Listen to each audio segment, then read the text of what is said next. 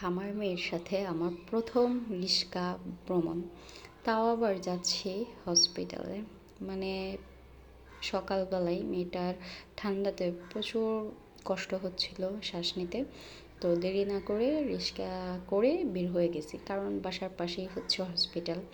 তো যেতে তো বেশিক্ষণ টাইম লাগবে না। তো বের হয়ে গেছি, আর এই তো খুব সকালে বের হয়েছি, তো তার জন্য একদম রোডঘাট একদম পরিবেশটা একদম ঠান্ডা ছিল, কি বলবো। অল্প অল্প কিছু মানুষ ছিল, ওরকম ছিল না। আর দিনটাও ছুটির ছিল, তো তার জন্য যাই হোক আমরা দুজন যাচ্ছি, যদিও যাচ্ছিলাম হসপিটালে। মনটা কিন্তু খুবই খারাপ ছিল। তো ভাবছিলাম একটু ভিডিও করে রাখি স্মৃতি হিসাবে, তার জন্য রাখলাম। প্রথম টাইম মেয়েকে নিয়ে বের হয়েছি, তো তার জন্য। আর এই তো যাচ্ছিলাম, তো যাওয়ার পর জানতাম না মানে হচ্ছে ওর হসপিটালে মানে কি বলবে বা বলবে, আমি স্বাভাবিকভাবেই যা ভেবেছি যাওয়ার সময় তা ভিডিও করছিলাম আর কি।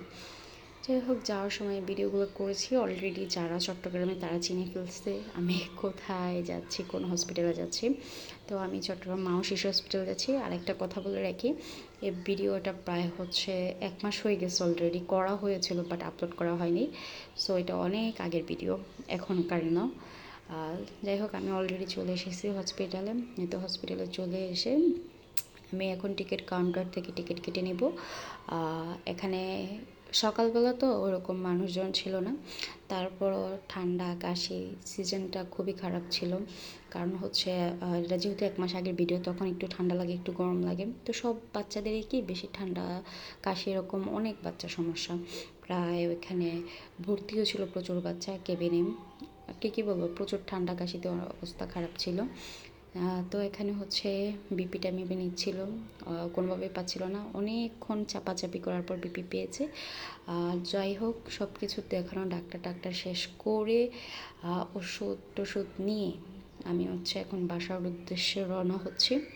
এই তো বাসার যাওয়ার পথে এই বাজারটা পড়ে। তো খুব ইচ্ছে করছিল কিছু নিয়ে নিই, বাট হচ্ছে রিক্সা করে যাচ্ছি, আবার এখান থেকে কী নিব, আবার বেবি আছে, তার জন্য একটু ভিডিওই করে নিলাম। কিছু যেহেতু নিতেই পারলাম না। তো সকাল সকালের বাজারটা খুবই ভালো ছিল, যদিও এত সকালে ওঠা হয় না, যাওয়া হয় না, আসা হয় না। আমরা হচ্ছে বাজার করি কিন্তু রাতে করি, সকালে কখনোই বাজার করা হয় না, তার জন্য একটু ভালোই লাগতেছিল। এই তো বাসায় চলে আসলাম। সবাই ভালো থাকবেন, আল্লাহ হাফেজ।